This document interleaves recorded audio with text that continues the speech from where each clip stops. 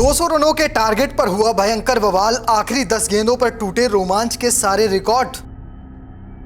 माश और पूरन की पारी हो गई बेकार, लखनऊ के खिलाफ गरजा आशुतोष शर्मा का बल्ला।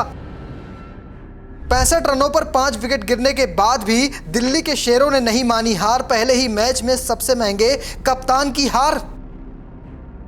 आईपीएल 2025 का एक और धमाकेदार मैच, हाई वोल्टेज ड्रामा वाला मैच। 65 रनों पर 5 विकेट गिर जाते हैं, इन सब के बावजूद भी दिल्ली के शेर हार नहीं मानते और इस महामुकाबले में जीत दर्ज कर लेते हैं। शुरुआत की थी लखनऊ ने, धमाके किए थे, विस्फोट किए थे। माश ने शानदार 50 लगाई थी, वहीं पूरन ने धमाका करते हुए एक 70 रनों की पारी खेली थी। लेकिन इन सबसे अलग लखनऊ के गेंदबाजों ने भी दमखम दिखाया था, लेकिन आखिर में आकर आशुतोष शर्मा ने बाजी ही पलट दी। अकेले दम पर 100 पूरा मुकाबला ही जीत लिया। इस महामुकाबले में 65 रनों पर 5 विकेट गिर गए थे दिल्ली कैपिटल्स के, लेकिन इन सब के बावजूद भी दिल्ली ये मुकाबला जीत जाती। किस अंदाज में ये जीत होती है, कैसे कैसे गेम चलता है और कौन है विपराज निगम जिन्होंने 260 के स्ट्राइक रेट से रन बनाए, जिस वीडियो में आपको विस्तार से बताता हूं। टॉस हारकर पहले बल्लेबाजी करने उतरी लखनऊ की धमाकेदार शुरुआत हुई। एडम मार्करम और मिचेल मार्श के बीच पहले विकेट के लिए 46 रनों की साझेदारी हुई। 13 गेंदों पर 15 रन बनाकर मार्करम आउट हुए तो मोर्चा निकोलस पूरन और मार्श ने संभाला। दोनों के बीच 42 गेंदों पर 87 रनों की पार्टनरशिप हुई। मार्श ने 21 गेंदों पर अर्धशतक जड़ा और 72 रन बनाकर आउट हुए। पूरन ने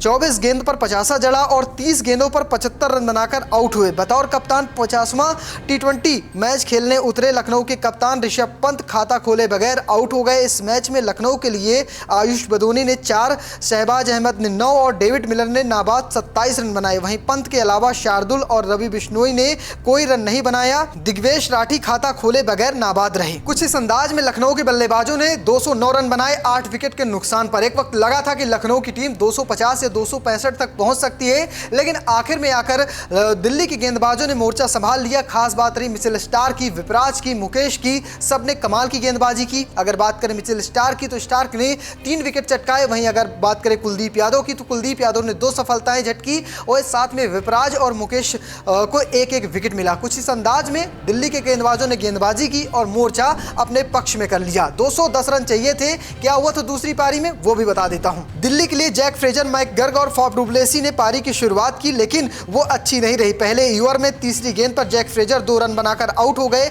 इसके बाद बिना खाता खोले अभिषेक पुरेल आउट हुए।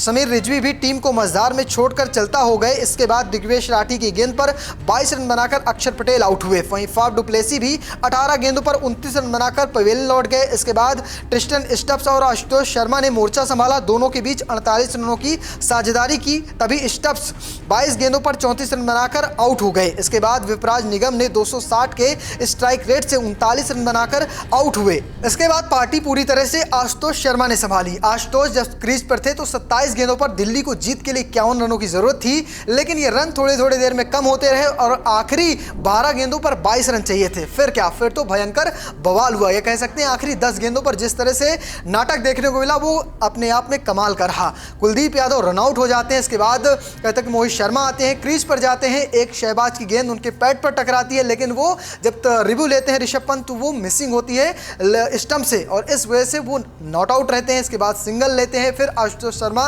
क्रीज पर पहुंचते हैं और विनिंग छक्का लगाते हैं और कुल 31 गेंदों पर 61 रनों की कमाल की पारी खेलते हैं और इसी के साथ दिल्ली को चैंपियन बना देते हैं। पहले ही मुकाबले में दिल्ली को जीत मिली है। इस महामुकाबले में कई सारी खामियां जरूर देखने को मिली है दिल्ली की तरफ से। खास बात रही गेंदबाजी में कि गेंदबाजी के वक्त स्टब्स को गेंदबाजी दी गई थी, जिसमें कह सकते हैं पूरन ने 28 रन कूटे थे। अगर उसे हटा देते, उस जगह पर कोई दूसरा गेंदबाज आता तो हो सकता है कि रन और कम होते। वहीं अगर बात करें ओवरऑल बैटिंग की तो आज अक्षर पटेल की तरफ से कुछ कमियां रही हैं, खास करके टीम के चयन पर केएल राहुल उपलब्ध नहीं थे। करुण नायक को मौका दिया जा सकता है, लेकिन समीर रिजवी को खिलाया गया था, जिस वजह से थोड़ी सी शुरुआत में खामी देखने को मिली, लेकिन आखिर में आकर आशुतोष शर्मा ने पूरी तरह से पार्टी अपने पक्ष में कर दी। अगर बात करें लखनऊ की तो लखनऊ की तरफ से सब कुछ बढ़िया था। गेंदबाजी थोड़ी कमजोर थी, ये सबको पता था, लेकिन फिर भी उन्होंने अच्छी लड़ाई लड़ी और इस महामुकाबले में जब विकेट गिरे थे आखिर में, वहां पर थोड़े बहुत रन ऐड किए जा सकते हैं। अगर ये रन 240 से 250 के आसपास होता तो ये मुकाबला दिल लखनऊ बड़े आराम से जीत सकती है।